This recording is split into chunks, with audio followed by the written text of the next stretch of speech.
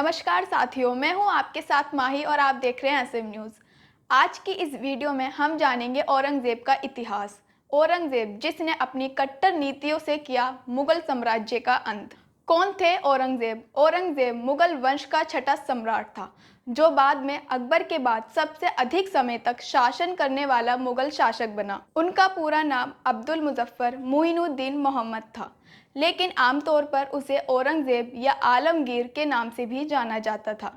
आपको बता दें कि वे मुगल सम्राट शाहजहां और उसकी पत्नी मुमताज महल का सबसे बड़ा पुत्र था। औरंगजेब का जन्म 3 नवंबर 1618 को दाहोद गुजरात में हुआ था। वह मुगल वंश के छठे सम्राट थे, जिसके अधीन साम्राज्य अपनी नई ऊंचाइयों पर पहुंचा। औरंगजेब को आलमगीर की उपाधि दी गई, जिसका अर्थ है दुनिया का विजेता। कुछ इतिहासकारों के मुताबिक औरंगजेब अपने समय का सबसे क्रूर शासक था, जिसने सत्ता पर कब्जा करने के लिए अनगिनत जुल्म किए। इतिहासकारों के मुताबिक औरंगजेब अपने पिता शाहजहां को कई सालों तक बंदी बनाने के बाद मुगल सिंहासन की राजगद्दी पर बैठा। एकमात्र ऐसा शासक था जिसने करीब 50 वर्षों 1658 से 1707 तक अपना शासन चलाया। इसी शासनकाल के दौरान उसने भारतीय उपमहाद्वीप के ज्यादातर हिस्सों पर अपना साम्राज्य का विस्तार किया। साथ ही औरंगजेब ने कई लड़ाइयां भी जीती।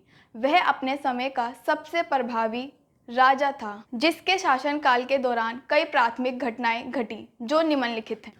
उन्होंने संगीत पर प्रतिबंध लगा दिया, अफगानों से संघर्ष किया, उत्तर पूर्व से संघर्ष किया, धार्मिक असमंजस्य। इन सब के अंत में बुंदेला राजा वीर छत्रसाल के साथ एक युद्ध में औरंगजेब को बुरी तरह हार का सामना करना पड़ा और इसके कुछ समय बाद 1707 ईस्वी में उसकी मृत्यु हो गई।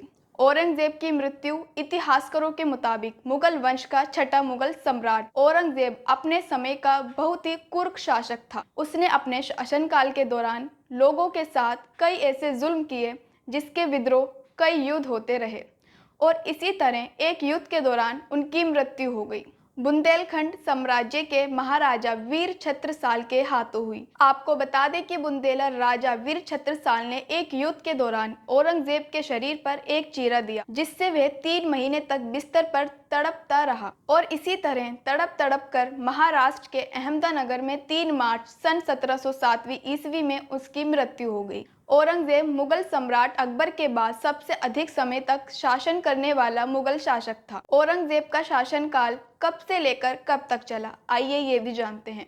औरंगजेब का शासनकाल सन 1658 से लेकर 1707 में उनकी मृत्यु तक चला। औरंगजेब की मृत्यु के बाद मुगल वंश का राजा कौन बना? औरंगजेब की मृत्यु के बाद मुगल वंश का राजा बहादुर शाह बना। वह औरंगजेब का सबसे बड़ा पुत्र था, जो 63 वर्ष की उम्र में राजकुमार मुअज्जम बहादुर शाह की उपाधि लेकर सम्राट बना। अब आपको बताते हैं औरंगजेब के खिलाफ हुए मुख्य विद्रोह। 1659 में शिवाजी ने औरंगजेब के युद्ध अभियानों के दौरान मुगल सूबेदार शाइस्ता खान पर अचानक हमला कर दिया। शिवाजी और उनकी सेना ने दक्कन, जंजीरा और सूरत पर आक्रमण किया और उसे अपने कब्जे में ले लिया। 1679 में औरंगजेब की सेना ने शिवाजी के पुत्र संभाजी को बंदी बनाया और उसकी हत्या कर दी। अपनी लड़ाई जारी रखी, जिसके कारण मुगल साम्राज्य में गिरावट आई। उसने एक ऐसा साम्राज्य अपने पीछे छोड़ा जो बुरी तरह से बिखर चुका था, विद्रोह से घिर चुका था। 1858 में अंतिम मुगल बादशाह बहादुर जहां जफर द्वितीय के निर्वाचन के साथ खत्म हो गया